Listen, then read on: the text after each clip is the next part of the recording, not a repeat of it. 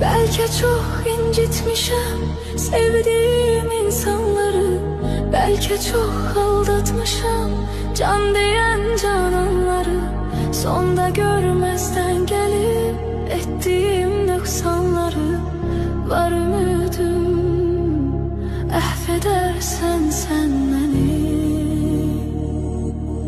Bilmez idim dert verer derdimin dermanları, gün gelir pişman olar nefsinin kurbanları. Dünya taxtinden salar şahları sultanları, etibarsiz dünyaya etibar etme günahtır, intihar etme günahtır.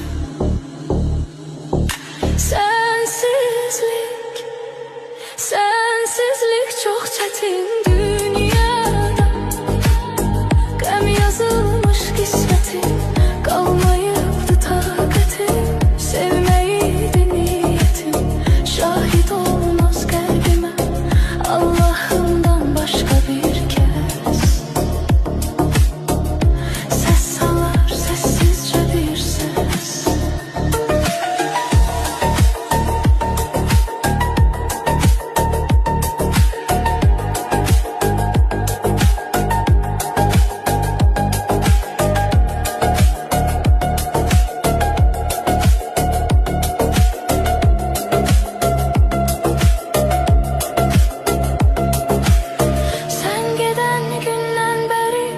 Vəsfedir sözlər səni, ruhum ardıncan gələr, kölgə tək izlər səni.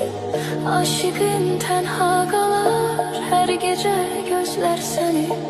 Həsrətindən məhv edərsən sən məni.